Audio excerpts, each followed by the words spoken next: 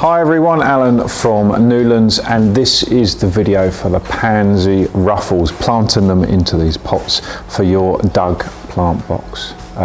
So you can follow along as always with your planting card, all the instructions there, and if you zapped this little barcode here, this is why you're watching this video. So we're going to go through it a bit more in depth, talk about how we do it, and if you've got any questions, as always, email us, get in contact, we are here to help. So I've got my pots, these are 13cm pots. I've got some compost, just a multi-purpose compost, nothing too fancy. There's a bit of bark in there, there's a bit of feed in there, but it really is just a standard multi-purpose that you can get from a garden centre. And I've got my plants. So if you've never had this tray before, it is completely recyclable, so you can go in your recycling bin, but you snap it open just like that and open it nice and carefully like that. Okay, so you've got your 5 varieties there, and the labels corresponding to each variety is underneath. Okay, so what I'll do, I'll only plant one of them. The process is exactly the same, so I'll go through planting them. So I'm gonna just scoop up a bit of compost into here, and pretty much I'm gonna fill it all the way to the top. Okay, you'll notice I'm not pushing it down, but I'm going to tap it down, and if it sinks too much, which as it happens it has, then we're just going to top it up a little bit more. Okay, so you could use a dibber or a pen or something like that. I'm just going to use my finger, and what I'm going to do, I'm going to plant this first one here, which happens to be, what's that one?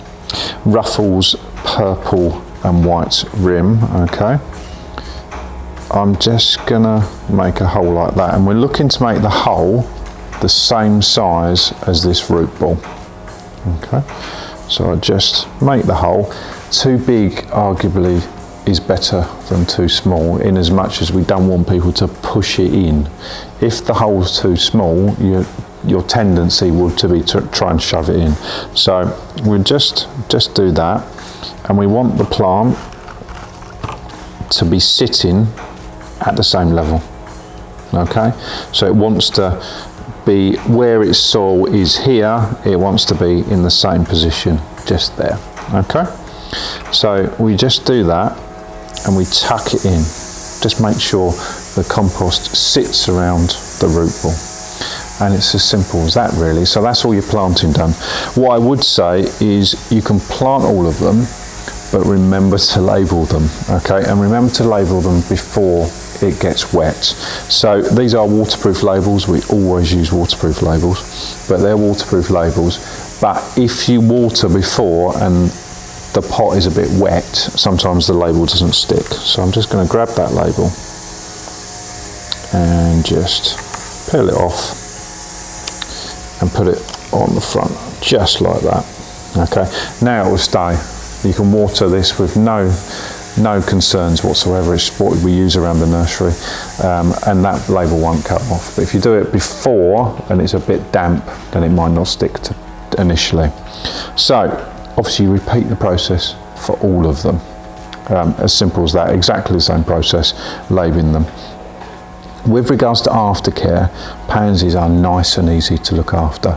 But one area where people tend to get it slightly wrong is they want to make them nice and warm so they grow fast. And there's no doubt, the warmer they are, the faster they will grow. But you tend to get quite a leggy plant if you do that. To get the best out of the plant, to get the best flowers, and to get the best growth and the best habit from the plant, we want to keep it nice and cool. And these plants will go through frosts with no issue at all. One of my fondest memories on the nursery is picking up winter pansies in sort of November, and you get this definite smell of, when you've got a big batch of pansies, you get this smell of the plants. But there's literally, I've had them frozen, the compost frozen, and the plants are absolutely fine.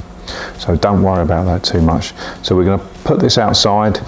If you haven't got an outside, a balcony is great, or just outside the step or something like that is absolutely ideal. Water it before you put it outside, and keep an eye over the winter. if we get torrential rain, we don't want it to sit wet.